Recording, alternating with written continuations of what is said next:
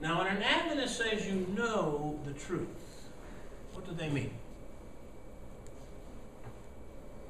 You know the Sabbath and the state of the dead. What's that? You know the Sabbath and the state of the dead. You know the fundamental beliefs. You have a head knowledge. And I have to admit, I'm an Adventist today partly because it's logical. It's a system of reason that works out. Miller called the Bible a feast of reason. That's his deism coming out. Well, I believe the Bible is reasonable. This is a deistic approach that puts the emphasis on the head. Now, unfortunately, that's not the whole thing. The Bible puts the emphasis on the whole person. To know the truth is a heart as well as a head. But in our evangelism, when we finally have somebody ready for baptism, we generally don't ask them, do you know Jesus? What evidence do you have that you know Jesus, that you've got a Christian experience? We say, now, do you understand the Sabbath? You know, can you divide by 10? Tithe. Do you understand the state of the dead? We still have a deistic approach. It's highly rationalistic, and there's nothing wrong with that. But it's not enough. Okay? So, we don't follow deism into its skepticism. What we do into its rationalism. Into its reason is the foundation of religion.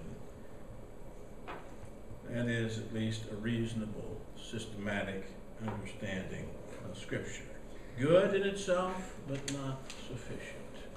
This intellectualized approach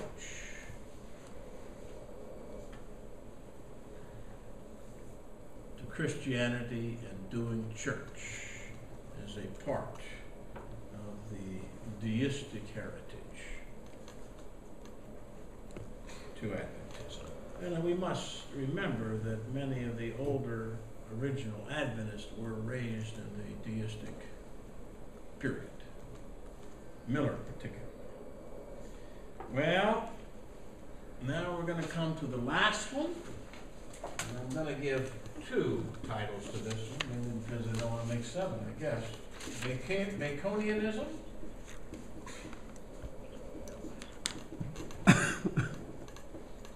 And Scottish realism. We'll call it common sense philosophy. Same thing. Common sense philosophy.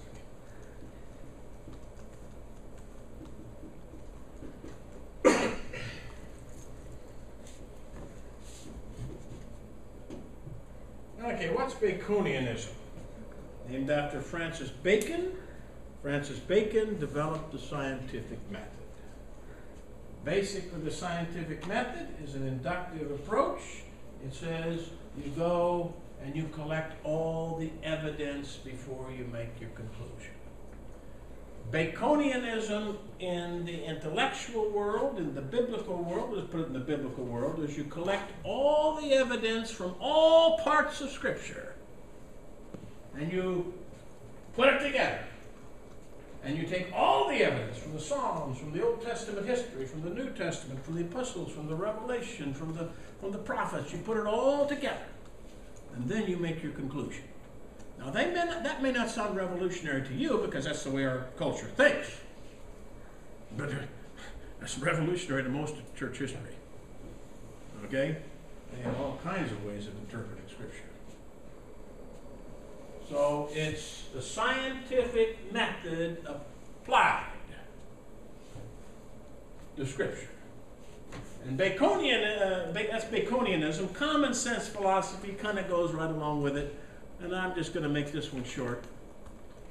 You don't have to be an expert to do theology. Common sense philosophy was very, very important in North America. And I'll tell you why. Europeans, when they came to this country, died. They got stuff out of a book. And when they got stuff out of a book, it didn't help them on the frontier.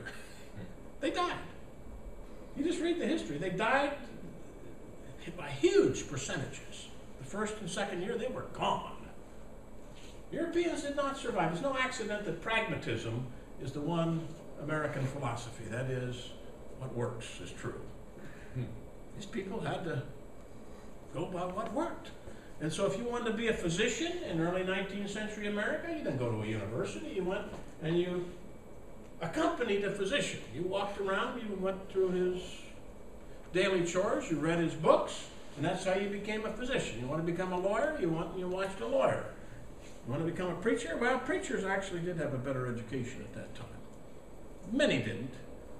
But the Baptist and the Methodist type, that is the ones that ministered to the poor people on the frontier, they largely just got their education by watching what preachers did. And so Miller is a layman.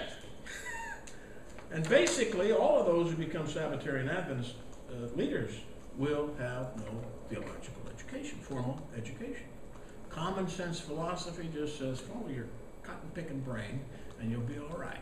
You don't, or as Miller would say, you can come to the truth even if you do not understand Hebrew and Greek. It's probably good for most of us, huh? We'll come back to that. So, Baconianism, the scientific method, and common sense philosophy, just a layperson can do these kinds of things.